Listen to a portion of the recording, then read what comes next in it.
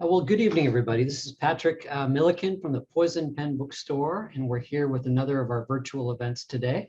And we are very, very delighted to have Matthew Hart join us today to discuss his brand new book, Ice Angel, which is the follow-up to Russian Pink.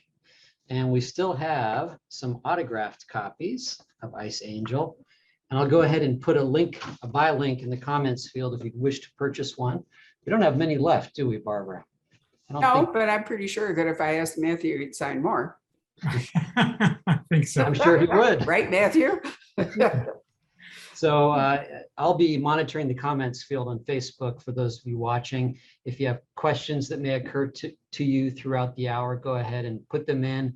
Please don't be shy, and I'll reemerge when Barbara summons me to ask any questions you might have. So Barbara, over to you. Thank you, Patrick. Well, what a pleasure it is to talk to you, Matt. We've had a little Zoom discussion, but we haven't done a formal presentation. The Russian Pink, which was Matt's first book for Treasury agent Alex Turner. The Russian Pink came out last year, and I really loved it. And it was our first mystery book of the month was it August last year? It was November last year. November. Okay. Well, anyway, it fell within the calendar year 2020, and we were just delighted with it. But when I first met Matt, do you want to be called Matt or Matthew? Oh, you can call me Matt. Okay. Matthew's what I use on my books. So when I first read Matt, it was back in, I think, 2001, and he wrote this killer book called Diamonds, which was nonfiction, but it read like a thriller and displayed this amazing knowledge of not only the diamond industry, but the whole world of diamonds. I mean, where you found them, how they were formed, bad things that can result from people who are greedy about diamonds, all kinds of stuff. And happily, Treasury agent Alex seems to be equally interested in diamonds. So there's a background, and there was a movie, if I remember right, of Diamonds, the nonfiction, with Sir Derek Jacobi in the lead. That's right. It was made into it was dramatized, and Sir Derek Jacobi, Judy Davis, and James Purefoy starred. It was an ABC miniseries. That's how it came out, 4 hours. So yeah, that was in. I found a copy. I mean, it's terrible quality at this point and all, but I was so interested in it that I wanted to view it. And I thought it was interesting that they made a miniseries out of what was basically nonfiction. Did that inspire you in part, Matt, to decide to write real fiction, i.e. thrillers like The Russian Pink and Ice Angel? Well, I like to write about diamonds, and I've been writing about diamonds for a long time. But I decided recently that the best way to write about it would be through fiction. That fiction the diamonds could be kind of a matrix to sort of the world in which characters act. And I could write about contemporary events in a lot of ways, geopolitical events, our world, and through the kind of looking glass, if you will, through the sort of Alice in Wonderland hole of the diamond world. The diamond world is, after all, full of characters, crime, international intrigue, glorious locations. So it just seemed to me a way to keep writing about a business I loved in a new direction. Well, it certainly is a new direction. And I have to say, I have read over the year many prologues, and I don't know that I have ever read one that I thought was as fabulous as the short prologue. It's only this thick, to Ice Angel. And I was so moved by it that I sent it to a group of authors who write political thrillers, because basically, while diamonds may be behind this is a political thriller. And I sent it off to Jack Carr and Mark Graney and Don Bentley and Kyle Mills, Mark Cameron, some other people. Sold a copy today to John Sanford with instructions to read the prologue. And they all come back and gone, wow. In fact, Don Bentley said that it was not only the best prologue he'd ever read, but he wished he could write that well, which I thought was a remarkably nice comment. That's pretty high praise. It was. And then I suggested that if they didn't have time to read the whole book, because after all, I just hit them up with this on Monday, that they should read chapters 6 through 9, which has one of the most astonishing airplane chase fight scenes that I have ever read. Now, I never pretend, and I told them that because these guys clearly do understand. I don't know anything about military hardware and don't care, actually. And I don't know anything about weaponry.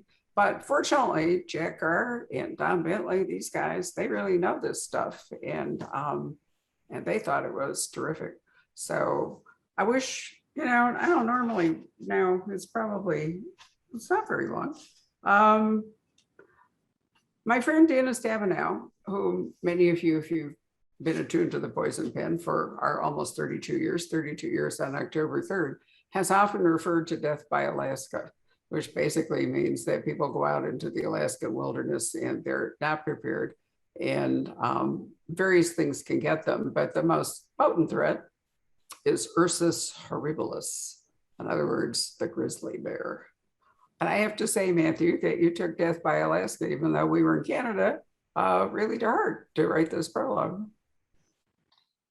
There was a grizzly bear that appeared on the scene when I was reporting in the Northwest Territories. A friend of mine, Ira Thomas, she was then 25 years old, a geologist. She made the second really great discovery. She drilled through melting springtime ice at the end of Lac de Gras and hit a fabulous diamond pipe that became the Diavik mine. But on an early exploration trip, she brought her dog up from West Vancouver, and he was a husky named Thor. Loved it up there. He was a great dog. Everybody liked him. Terrific camp dog. The second he was out of the helicopter, they had to land at this particular camp. They had to land on an esker, which is sort of a gravel ridge. You land on these huge, big, well, they're called tundra tires. The plane comes in, lands on these tundra tires. Then they had to chop her over to their camp, which was on the shore of a lake. And out he goes and runs around and his usual ecstatic self. And at any rate, that night, they were long after everyone had all gone to bed, like the middle of the night, perhaps early hours of the morning.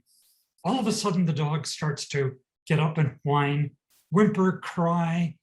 And Ira peeked out of the sort of slat in the tent, and there was a grizzly had wandered into the camp. And so she shoved the dog out. He trying to get him to go out and, be a dog. Go out there and chase the grizzly away, bark, alert everybody, just like be a husky. Thor wouldn't have any idea that he tore around and scrabbled at another tent and got himself in. And at any rate, he hid in the tent and the grizzly finally went away. But Thor, there's a great adventure because Thor, not long after, the geologists were doing some, just in their time off, were doing some target shooting. They'd set up a couple of targets on the esker and started to shoot. And Thor, not only was he terrified of grizzly bears, he was also terrified of gunfire. And he took off like a shot. He just ran out of the camp and he ran. They thought he was gone for good. He didn't show up the next day. He didn't show up the day after. Ira thought wolves had probably got him because sometimes a dog will there'll be will go after a female wolf, or the pack will let a female wolf lure a dog in, and that he was gone. At any rate, he wasn't. What happened was he strayed into another diamond camp. So at first they thought this was a wolf coming because he was a very big husky and he was, very nearly shot. But then somebody said, wait a minute. Wolves don't come up wagging their tails and they don't like wander into a camp. So they, at any rate, realized it was a husky. He became an instant favorite of the camp because he's a very, very friendly dog, particularly after he was fed. Then somebody noticed that he had a dog tag. Well, they probably found that out quite quickly. A West Vancouver dog tag. They called West Vancouver, realized who it was, tracked down who it was who owned the dog, and then alerted Ira Thomas that they had the dog. But when she volunteered to come over and get it, a very short helicopter ride, maybe a 10-minute helicopter ride away, they refused because they thought her true motive was to spy on the camp and see what kind of exploration they were doing. They insisted that the dog be flown out to Yellowknife, which they did on the next flight out. She had to fly to Yellowknife and pick it up. Basically, a 400-mile round trip to get her dog back. But that's the sort of tension that exists in any mineral play. And in the diamond play, in the diamond rush at the time, where there was intense competition and a lot of skullduggery actually going on, a lot of spying on rival camps, it was perhaps a natural enough reaction. Well, I can see that. I mean, it would actually have been rather a clever ploy, send your dog out as kind of a mole and follow him in. I love that. You could actually use that in the book. So one of the things that I love about Ice Angel, there are many things I love about Ice Angel. The Russian Pink took us to different parts of the world. We were in South Africa part of the time. Where else were we in the Russian Pink? I'm trying to remember. I remember the South African scenes particularly well because I've been there. Antwerp. Right. Yeah, New York, Antwerp, South Africa, Botswana. Yeah, and no, definitely Angola. so. The prologue was set in Angola. Well, I mean, it's easy enough to think that diamonds, the primary and possibly only source is South Africa, the Kimberley mine and all the rest of it. But what I learned back in 2001 and is now reiterated here, is that Canada is an enormous source of diamonds. It's the third largest diamond producing country? Yes, it is. It's the third largest diamond producing country in the world. Actually, the geology that diamonds come up through it's called a craton. It's the thickest, oldest part of the earth, and the thickest, oldest, and coolest part of the crust. And this cooling is necessary because diamonds are harvested from the mantle, this sea of molten rock, by a small kind of volcano that is called a pipe in its extinct form. And diamonds are brought up through that. And if the conditions are just right, the diamonds are preserved. If the conditions are wrong, the diamonds are destroyed on the ascent, as they usually are. But in those rare pipes, the diamonds are preserved and they can then be mined. And this kind of thick craton is the same formation that's underground in South Africa and Botswana, except it's got 20 feet of sand over it. So that once you scrape the sand away, it looks just like the north, except it's warmer. And the other great craton is the Siberian craton that has a lot of diamonds. And the Russians discovered their diamonds in the 1950s. So they're now the largest producer of diamonds by volume in the world. Russia produces about 40 million carats a year. They're not the best quality, but there's an awful lot of them. The biggest producer by value is Botswana, and the third biggest producer by value is Canada. Canadian diamonds are very, very nice, white, very cuttable shapes. And so it's a very big business in Canada. It's an exciting business. It is a big business in Canada. Actually, Canada does a lot of mining and stuff in different parts of the world. I've been in South America where there are various Canadian facilities. The Australians are also very big on it. So anyway, one of the other things I learned, I don't want to go into it because I don't want to get into plot spoilers, is that garnets, which is, I think, a stone that I've always loved, beautiful red, garnets are oftentimes found with diamonds. So, not as valuable, but they were actually, if I remember right, Matt, garnets were particularly popular in the Gilded Age. Back, people wore a lot of garnets, maybe because they were cheaper than rubies. And people wore very elaborate jewelry anyway. They had tiaras and they had, all kinds of pins and necklaces and stuff. But I always like garnets. They're kind of an old-fashioned stone. I don't know that we see a lot of them at the moment, but I've always been really fond of them. I love garnets. They are, of course, one of the indicator minerals. In the new geology of diamonds, the new searching for diamonds, That's what geologists, that's what prospectors look for. They look for a suite of minerals. Some of them are these emerald green chrome diopsides, very, very beautiful. And these coal black, shiny, like jet ilmenites. And then these gorgeous, best of all, these lovely garnets. And they're looking for a particular kind of purple garnet called a pyrope garnet. It's very purple. And that shows that it's high in chrome. And the chrome tells the geologists that it comes from the same area in the upper mantle that diamonds come from, the area known as the diamond stability field.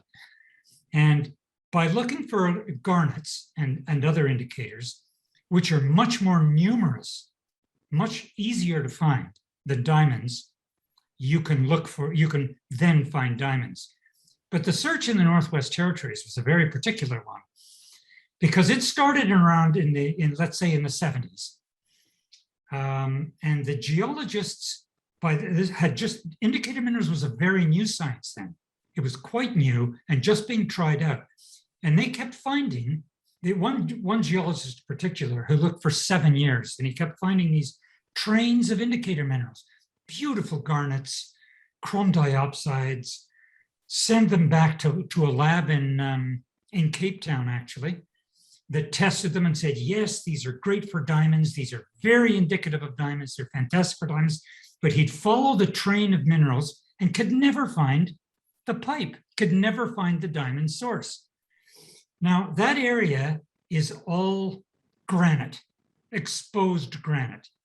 And it's been exposed because the ice cap moved down over it when it formed and slid back over it when it melted away.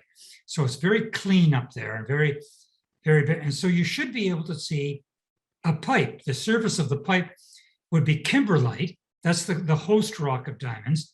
And it would be softer than and a different color. So it would be, you'd be able to see it, and they could never find it.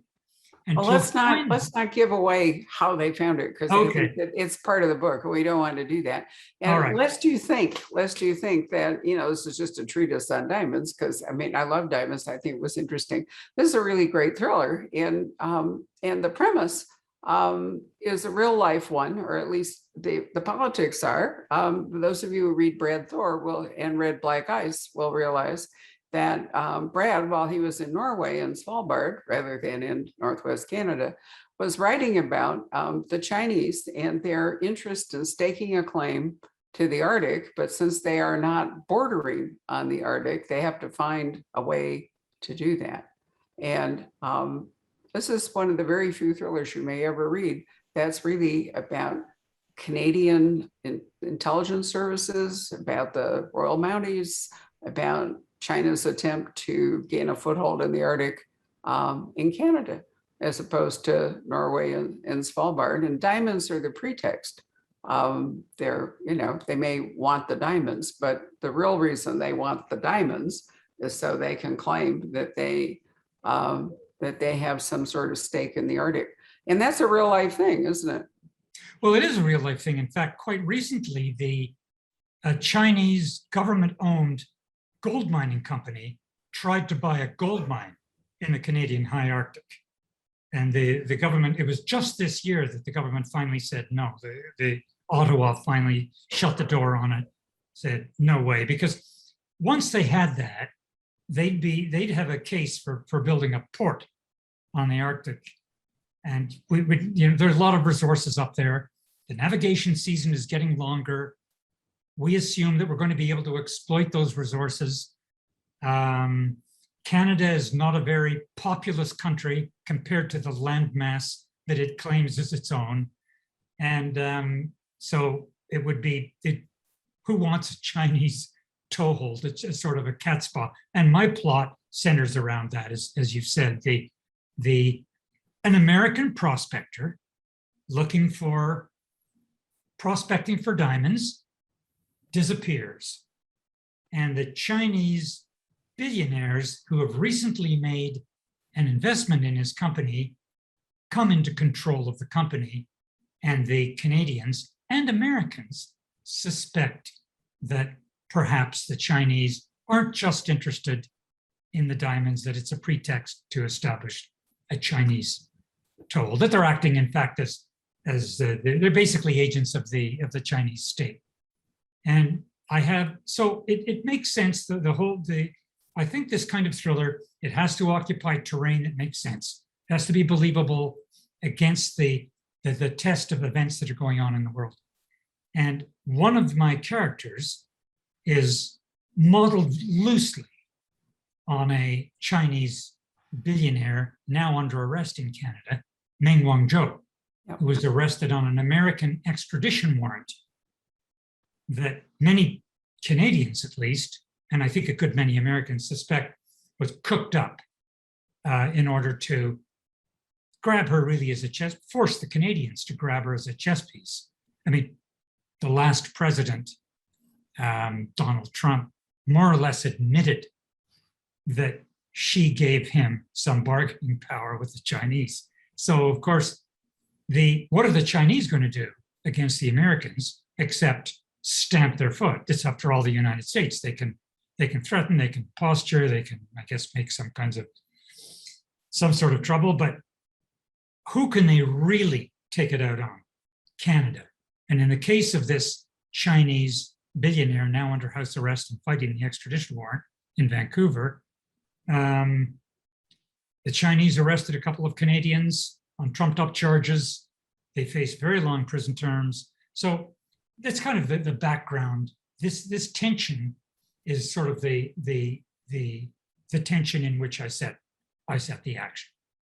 Well, I mean, militarily and strategically speaking, after all, we have Alaska up here. I've actually done the Northwest Passage cruise. We did it in 2017, I think it was, maybe 18, but I think it was 2017, whatever.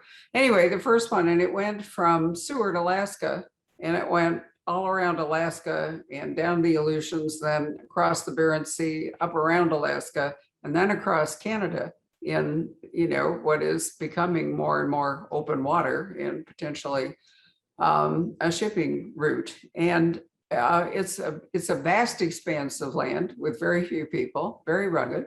And it's fabulous to read about it. I mean, I think you do an amazing job describing it. But what you realize is that we've kind of considered Canada our northern border for a really long time. We had a very good relationship with Canada, and we have defense stuff in place in Alaska. And I think we thought that, Canada would be kind of our northern border. So the Chinese in Canada really is much more of a political issue than one might suspect. Yes, absolutely. The interests of both countries are aligned, and at the same time, they're not exactly aligned. I mean, Canadians, I believe, realize that in the event of some kind of conflict, say with Russia, that's the most obvious strategic player on the other side of the ocean. If they come over, if they were to, and any kind of invasion or attack is basically Canada's the war space. Yeah. No, it actually reminds me of World War I, where Belgium was kind of the space, between Germany and France and so forth. And yes, Canada would be in a very difficult position. The other conflict that there would be is that there's not a lot of business opportunity in this part of the world. And just as Brad suggested, that a small village in Norway might be amenable to the Chinese making an investment, i.e. getting a port up there on the Arctic. Certainly possible that Canada would think it was to its financial advantage to bring in, to have the Chinese operating some kind of, they've done that Belt and Road thing in Africa where they have financed improvements and so forth to get a toehold. So, it's an interesting position for Canada. We haven't done a lot to make Canadians like us lately. So I thought your book was particularly timely that way. Now tell me about the Chinese twins, because they're a really interesting pair. You decided to have two players in this family, not a single one. Yeah, I thought that worked better than having just some sort of main Chinese villain.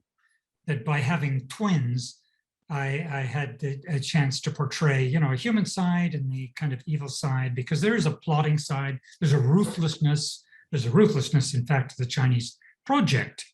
And so, you know, the brother kind of stands for that. The sister is the brains behind it.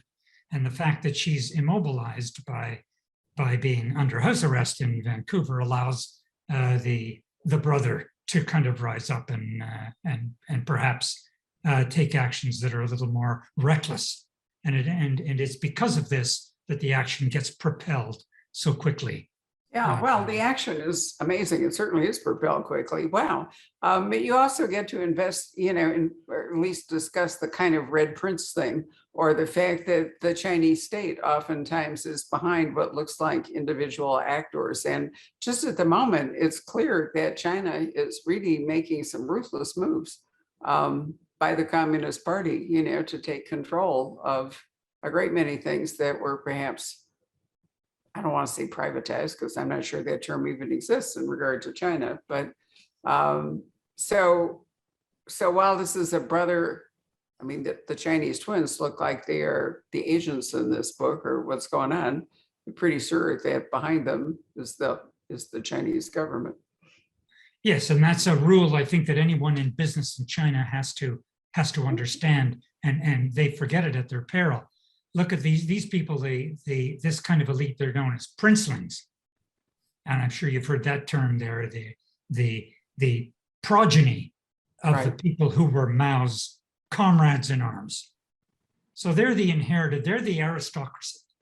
They're the kind of an inherited rulers of China. But forget for a second that the Beijing has the real power, and that one man rules over you, and your ruin can come with blinding speed.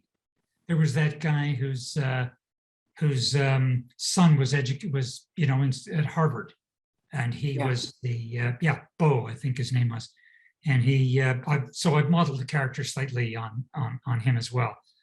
Just not really modeled the character on him, but these are characters who exist in real life in China, so my characters are believable.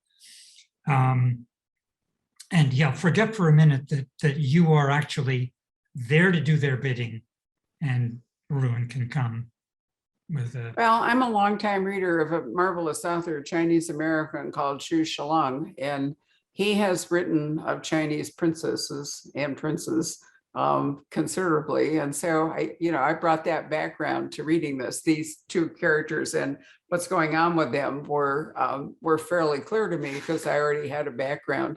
If for a reader who doesn't know about it, I think it'll be kind of a revelation. So basically, we have a really high stakes game going on here. We have, a potential diamond find. We have a missing prospector. We have control of a company that might own these diamonds at stake. We have the Chinese taking over, bringing in massive amounts of equipment. What's their end game, which we think can't be good. And then we have Alex Turner. So Alex and Slav Lily. I love Slav Lily. What a great name. Name is Lily, and she's Russian, and she's dangerous, and she's a financial wizard, and she's done a lot of illegal, do we want to call it illegal things? Yeah, she's a industrial scale diamond thief. She made her fortune by stealing rough diamonds from the Russian state diamond company, which I call Rusgem in my book. That would again be modeled slightly on Alrosa, which is the Russian diamond producer, in the big diamond city of Mirny. And she was hired as a sorter, and she figured out a way to steal diamonds. And I won't give it away. Well, it's not in Ice Angel, but you can read about it in Russian Pink. And that is actually, that way of stealing rough diamonds was actually carried out against De Beers. That was, the old diamond trading company, when De Beers was still the undisputed Darth Vader of the diamond world. The Death Star was 17 Charterhouse Street, and all the rough, 80% of the world's rough, would come flowing into London and get sorted there. masses and masses, including Russian rough too, because the Russians weren't as independent then. It was the Canadian discovery that really broke apart the old cartel, because the big companies that ended up controlling the discovery didn't think that another 800-pound gorilla knew anything more about how to handle a mined commodity than they did, and refused to be part of the cartel. But at any rate, so Lily has figured out a way to steal rough, a tiny fraction of it, just a tiny fraction, so that it won't be detected. And she knows that the way they do account for it. So consequently, she knows how to deceive them, how to play that system. And you can steal a very tiny fraction, but when it's 40 million carats a year, it adds up pretty quick. They don't have to be the Koh-i-Noor for you to make a lot of money. And she's a great character, and it's kind of a two-hander with Alex Turner, my main protagonist, who's the well, he and Lily sort of share the action, but Alex is the first-person narrator, a treasury agent. And he operates. It's really interesting because his remit is not, I mean, he's not the FBI and he's not the CIA. He's a treasury agent, but he has to interact with other government agencies. He doesn't, there's a lot of connection to Washington and so forth. And so why is he up in Canada? What has brought Alex to the scene of where, is it Dutch? Is that the name of the old prospector that's disappeared? Jimmy, sorry. Okay. Jimmy Angel. Right, Jimmy Angel. Okay, so why is Alex now on the scene? Well, because as the reader learns in the first chapter, the Chinese billionaires themselves are funded by an even greater, darker group known as China Hard Asset, which is the group that exists for the Chinese military, the Chinese brass, to invest in large industrial enterprises. It's kind of like a hedge fund for the brass, the Chinese brass. And you've looked that up, and this is all true, or did you make that up? No, well, I think you can hypothesize agents like this, but I made it up. Okay. I made up China Hard Asset, but from research, I thought it was reasonable to hypothesize the existence of it, because these people, the Chinese brass own a huge amounts of very, very large state companies, which are colossally rich and of a size that no one, take the Chinese railway company. When I was writing about gold mining and traveled to a Chinese gold mine in Upper Mongolia, a very, very profitable mine in Upper Mongolia. The mining was all done by the China State Railway or China National Railway Construction Company or something. It had probably 500,000 workers or something like that. It was just an enormous company with its own police force and its own laws and its own air fleet and its own everything. And they'd recruit people and send them up to work that mine, and they would hot bunk 3 shifts in one bunk. So it's like the guy goes out for 8 hours, comes back, and while the other guy's doing laundry, one guy gets the bed, and it's sort of like 3 guys hot bunking on one bed. And because I said there's a lot of guys in the pit, and the dormitory doesn't look very big, they explained to me how it worked. So at any rate, these companies make a lot of money: steel, coal, and the military have shares in that. And so it made sense. I simply invented a way to kind of narrow it all down and make it usable for my plot. And what happens is the Treasury is keeping a watch over certain, they have like a running watch on certain accounts. And on this one they did. And a money transfer alerted this watching system that in my book they maintain, and alerted this unit of the Treasury that China Hard Asset was effectively behind the purchase of this interest. And then the prospector had disappeared. So that's what, and Alex is dispatched to find out what happened. So Alex is really cool. I mean, he's a great agent. And he's, as I say, he's not in he's not in spying intelligence work like the CIA per se. But he has contacts in China too. And so in Canada, one of the things again, one of the many things I really loved about Ice Angel is that we get to talk about Canadian intelligence services and Canadian operators and an unscrupulous lawyer in Canada and how to deal with him, and Canadian military. And there's some really, really just blow away flying scenes. I mean, I don't know if you have any experience as a pilot, but I was absolutely riveted by, as I say, chapters 5 through 7 or whatever it is, where that incredible scene goes on. Do you have any aviation background? No, I'm not a pilot, but I've flown a lot in that area when I was reporting on diamonds and covering the diamond rush, and then in later years reporting on diamonds from up there, but originally covering the diamond rush and then working on my book. So and the only way to get around is by an airplane. So I've flown in otters and beavers and smaller planes, even Hercs that landed on the C-130 Hercules landing on the ice. I've driven up there on the ice road. I've flown in all kinds of choppers all over the place. So I have been in a lot of aircraft up there, and I know what it's like. And I know what it's like to fly around in the back of an otter that's full of like prospecting gear, where you're just kind of sitting on your kit, and very rudimentary seats. And I sat up in the front too with the pilots, and it's an absolutely gorgeous area. I mean, one of the most beautiful flights I've ever had in my life was from a mining camp on Lac de Gras to another camp, and I can't remember the name of it, but I remember the name of the company, Aber Resources, because Ira Thomas, the young prospector I told you about, who owned Thor, her dad, Grant Thomas, ran this particular camp. It was part of his, Aber Resources was his company. And we took off from Lac de Gras, and there was a low ceiling. The cloud was very low, the cloud cover. This was in about August. So the shrubbery has already started to turn. It's crimson of this just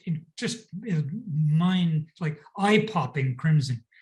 But the clouds were very low, so we couldn't go above them. Because if you go above them, then when you get to your destination, you have to come down through the clouds again. And although you've got all kinds of navigation, in the north, it's not like flying in the south. You can't be quite as sure of the navigation, and you can't be as absolutely dead certain about where you are. And you don't want to come down and find yourself flying at a hill that's 300 yards away. So they stay below the cloud. That's how in that kind of situation, unless they're going back to Yellowknife or someplace where there's sophisticated, navigation gear that they can come in on. So we flew this whole way. It was probably about an hour flight. So a Twin Otter, I mean, what's that, 250 miles or 300 miles or something. And very low. And at that time, the swans are getting ready to fly south. So you come over lake, and we just appear out of nowhere. And you'd see this line of swans taking off together, like 6 big swans beating off down the lake. And also the caribou are starting to get together. They're starting to come together for their big migration.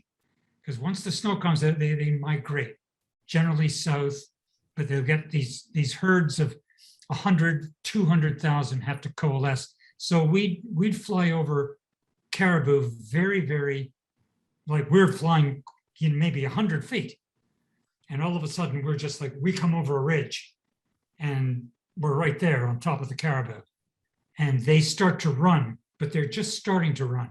And you could see them kind of bending away, like they bend away like this, and their white rumps flashing. And you just see this sort of like these white rumps pouring away from the plane. And it was just mesmerizing. And the landscape is so beautiful. It's so stark. Nothing interferes with the shape, the ridges, the rock, the lakes. I found it completely spellbinding. Well, you have a magical gift for description, and I want to say that you've got a hell of a pilot in this book. I'm rooting for him all the way. I mean, it's as though you're sitting right there in the co-pilot seat while he's doing these astonishing flights. As you point out, oftentimes practically on top of the topography. Most of it's water landing, but you know, lakes and so forth. But there's other stuff going on. Anyway, it's just amazing stuff. But I really like Alex because his potential, which we saw in the Russian Pink when he was engaged in one operation, now he's in Canada. He has a worldwide range really to look around. And I know that diamonds are your primary interest, but you've done a book on gold. But, you know, Alex is going to be chasing what? Money? Money, predicting political action, because in the end, this really is a political thriller. It's not a financial thriller. No, that's right. Yeah, Alex is, I think he's able to pursue, diamonds are, he has a lot of expertise in diamond because he grew up in diamond camps in Africa. His dad was an extremely, well, a world expert. His father invented the science of indicator minerals. That's my fictional role for him. And so Alex grew up in diamond camps in Africa and was in fact a young man making a living by buying rough that had been stolen from the Namibian beach mines. This huge, the big diamond beach in the southwest corner of Namibia, now almost mined out, but in those days still very, very rich. And Alex made his living that way, dealing in stolen rough. And when the CIA basically blackmailed him into coming to work for them, and then later, because of his knowledge of diamonds, they had a specific operation that they needed him for, someone smuggling diamonds out of Russia. And so he was blackmailed into working for the CIA, and then later ends up at the Treasury. So yeah, commodities, I'm going to keep Alex in the kind of precious commodity. Right. But it doesn't always have to be diamonds. And because they're mined in such, because as you mentioned yourself, it gives him the agency to move all over the world to these exciting locations, many of which I visited in the course of writing about gold and diamonds. And so this time I can go back. Well, I really like the fact that there's a financial motive behind it. I mean, he's not, you know, one of these military action heroes. You don't drop him in to exfiltrate somebody, you know. But he's also got great moves. I mean, he's a real action hero. And Slav Lily, I might say, who they have a complicated personal relationship. They're lovers, but do they actually really trust each other? Does Alex fully trust anybody? Does Slav Lily? They both came from backgrounds that would make it extremely unlikely that they would ever have like normal relationships or children. You know, and for an action hero, that's a good thing. You know, it's unrealistic, I think, for a guy like that to be leaving his wife and 2 kids in Arlington, Virginia, and zipping off. Well, it's just, you know, there's a lot going on there, but their relationship is a big part of this book. But Slav Lily has her own relationships. There's another woman in the book that she has a relationship with. So there's an awful lot of action in 272 pages. I mean, it just goes flying by. And I really love, I'm going to just read a little thing here towards the end of the book where Matt writes, diamonds are supposed to stand for the permanence of human love, the forever stone, but love can wear away. A diamond doesn't. If a diamond represents any human quality, that quality is solitariness, the quality of being alone, as every person is, which is really what Alex and Slav Lily have to wrestle with. A diamond is a xenocrys, literally a stranger crystal, formed in a violent sea, captured from the molten depths by a volcano, and brought to the surface. Not every diamond survives that journey. I think it's just a wonderful, the way you use diamonds to kind of sum up the book. So I can't recommend this highly enough. I just loved it. Patrick, do you want to come up and talk to us and see if we have any questions or comments or anything? There. Let's see. There are a couple of things, but you've already really discussed a lot of this. Debbie asks, is it true that a lot of diamonds are mined and locked away and don't come to market because it would flood the market and cause lower prices? No, that used to be the case when De Beers controlled the entire diamond market, and they had a large store of diamonds that just was basically gathering dust. And they would, if the diamond price ever softened, then they'd open up the tap a little more and let some of this rough, it's all rough that they had stored, let some of the rough go back out in the sites, which is what they call the sales they have every month. And when if the diamond price got too soft, it started to sink too much, then they choked back the supply. And that's why they ended up with because you can't just turn the supply off a mine that quickly.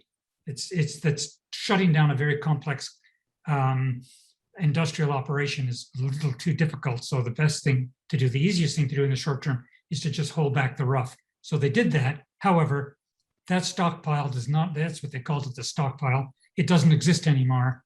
It's all been sold out. They had a review of their company when they wanted to take it public by Bain and Company. And Bain said, okay, the first thing you got to do is sell that, because that is just like completely brain dead. It's just wasted money. It's revenue that you're not earning. So they got rid of it all. You dealt with that in diamonds back in 2001, didn't you? Seems to me that what I remember about that, you taught me. Yes, I may have. I've certainly written about it in the past. And De Beers, they had, it's a funny thing about De Beers. They were the Darth Vader and the evil player, and everybody hated them. They treated many diamond dealers horribly. Like what they put people through in those sites was just excruciating. Proud men reduced to, just really cruel. However, De Beers was very good for diamonds. They maintained the diamond.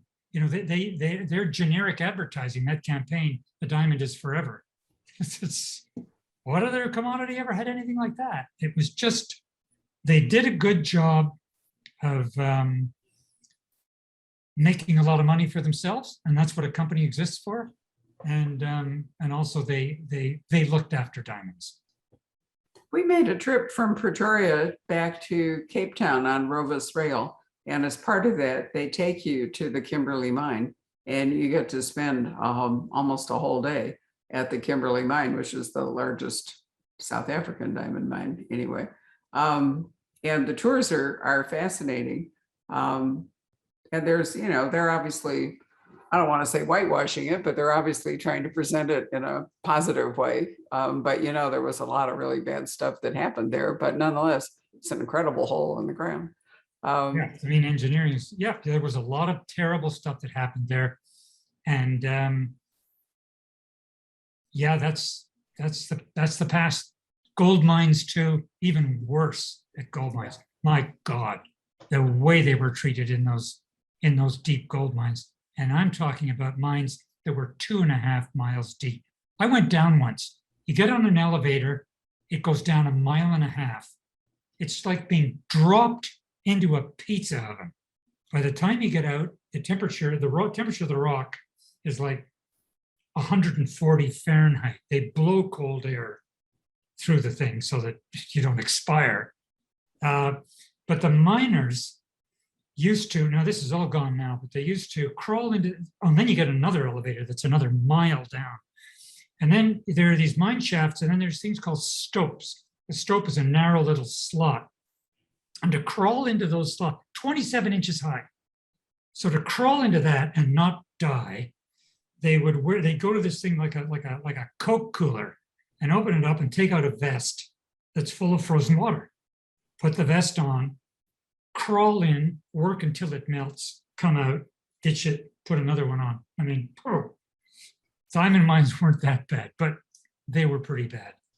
Not diamonds aren't mined that way today, of course. And I think most people working in diamond mines, particularly in a country like Botswana and Canada, and I suppose Russia, they're paid very well. They're very sought after jobs. And now, of course, we have robots, which are able to do things, or will be able to do things that were dangerous for humans. But we treated people like robots a long time ago, or not even that long ago, to do a lot of this. Anything else, Patrick? Yeah, where are diamonds, where are they cut? Is that kind of centralized, or is that all over the place? The biggest polishing country, so cutting and polishing diamonds is always referred to as polishing. I see. There's just two classes. There's rough and polished. And the biggest diamond polishing country now is India. And that started, actually, I have some little ones here. These tiny little diamonds, I'll hold them up. Those are 4 pointers, meaning they weigh 4 1/100ths of a carat. So you better get one of these to look at them, or download one on your iPhone. And India got its start by polishing tiny, tiny goods like this, because they were the only country in the world that could afford that labor. That could have where the labor costs necessary to polish something like that, which would have just gone for drill bits or industrial abrasives. Just it would have been called bort and just got rid of. It wouldn't be polished into a jewel with 58 facets. And these each have 58 facets. You can only do that in India. They had a lot of ancient diamond knowledge, because a lot of old diamonds came from India. The Hope diamond came from India.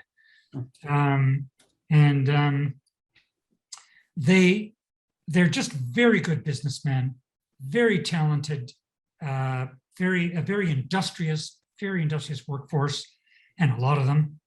And they work their way up, but they polish a full range of goods now. Generally speaking, the absolute top goods used to all be polished in New York, because only large diamonds could support the cost of the real estate.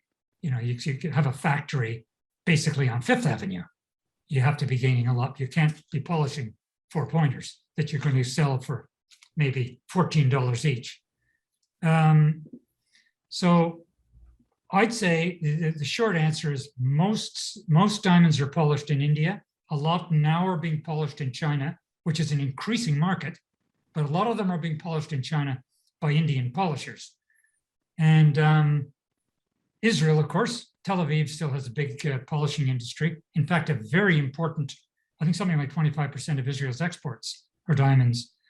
And New York still polishes some goods, but not nearly what it used to. And of course, Antwerp. Yeah. So. And if you go to Amsterdam, they take you to a diamond museum and so forth. But I've been to Antwerp, which I must tell you has the best publishing house museum I have ever been in. These fabulous townhouses, one of the world's very first publishing operations, and they just have an astonishing museum there. But the other thing they have, great train station too. I mean, it's a landmark train station. Really fabulous. Yep, is diamonds. Did you go to the Diamond District? I didn't, because my husband, whose idea of a really great tour is to figure out what the best restaurant anywhere in the area would be and fax ahead for reservations. Now, of course, doing it over the internet. And there's an extraordinary restaurant in a home, an old estate with a gorgeous garden outside of Antwerp that you take a taxi ride to. And so that's where we spent part of our time in Antwerp, was having an astonishing dinner at an astonishing restaurant, but that's what he likes to do. I'd love to go back to Antwerp. I've only been there that one time. And you had to drag me kicking and screaming out of the publishing house. But if I went back, I would obviously be looking at diamonds and some other stuff. Well, So- the next time I go, I'm going to be looking for that publishing house museum. Well, I'm going to look it up for you because it truly, Patrick, is the best rare books place I've ever been. I mean, Wow. just, you know, and they have, it's not only the books that they made, and we're talking before Caxton. I mean, we're talking, you know, 15th century stuff. But they have their old presses, they have their own metal typefaces or, you know, other stuff. So it isn't just the books, it's the whole deal. And it operated across a series of townhouses. So doesn't even look like what you would think of as a modern manufacturing plant. And they really did some perfectly gorgeous books. I mean, wow. Anyway, Antwerp's a great city, but this view of Canada, I mean, this truly is a view of Canada I don't think many Americans have ever really had. You did an amazing job with it. Thank you. Anything else, Patrick? No, it doesn't look like, let's see, wait a minute. Let's see. Yeah, Betty asks, do you also discuss the use of diamonds in industry as well as for the jewelry market? How profitable is that industrial use? No, I don't discuss it because it's not particularly, well, one thing, it's not anything that I've ever really looked at. The goods for industrial uses are mostly drill bits and abrasives, and they're all synthetic. They're completely synthetic. They don't use, since the Indians learned to polish these, little diamonds are not thrown out. They're made, polished into jewels. And so the good thing about synthetics is they can make them to spec for all the industrial uses, but they sell for a fraction of what diamonds, natural diamonds, sell for. And the country that has an arm lock on that is China. China is far and away the master of the synthetic diamond business. However, now that's industrial. She mentioned there's a new synthetic use, and that's for jewelry. They generally call them lab grown now, but they're synthetic diamonds. And you're starting to, they account for some of the jewelry sales now. Do they also use synthetic diamonds for, you know, there's a big resurgence in vinyl records and old, you know, cartridges, phonograph cartridges. And I know they use diamonds for the styli on a lot of turntable cartridges, don't they? I believe they do, and I think Yeah. they also, diamonds have optical properties. They're also used in computing, nano computing particularly now. So there's a lot of industrial uses for them. But let me point out, this is a thriller. I mean, we've talked about an awful lot of nonfiction stuff, but this is actually a thriller. So there isn't any real discussion of a lot of what we've talked about, other than. We have a captive expert here, though, so we're. Yeah, no, I mean, it's fascinating, but I don't want anybody to think that this is nonfiction or No, that it's gets not a lost in the discussion of the weeds. diamond industry. Yeah, it's not about diamonds. Diamonds are the, you know, the driving force in what is a really jet propelled thriller. For those of you interested, I looked it up, and the museum in Antwerp is called Plantin Moretus. So it's PLANTIN hyphen MORETUS. And it really is absolutely spectacular. And if you look at it, there's all kinds of reviews that give it the same kind of raves that I do. I mean, it's an amazing thing. Matt, it's really been such a pleasure. We didn't get to talk with Russian Pink. You signed copies for us, but we didn't actually have a discussion. No, that's right. So I'm delighted that not only did you autograph Ice Angel for us, but we've had this chance to talk. And those of you watching it, seriously, this is one of my totally favorite books for this year, but try to recommend it to your friends or ask people to watch our discussion. And there will be a podcast available tomorrow or Saturday, depending on how the podcaster gets to work. He's distracted by the new poison pen puppies who are only 3 months old. And I have to tell I you, saw them. are a time burner just beyond. I'm Yeah, exhausted. okay. I thought diapers were behind me, but turns out that puppies require a good deal of attention. Anyway, so there'll be a podcast for people who do not want to sit in front of a screen and watch a video. So thank you very much for joining us, Matt. A real pleasure. Enjoy Thank the you, rest of your Barbara. evening, everyone. Good night. Thanks a lot. Good Yeah. night. Good night.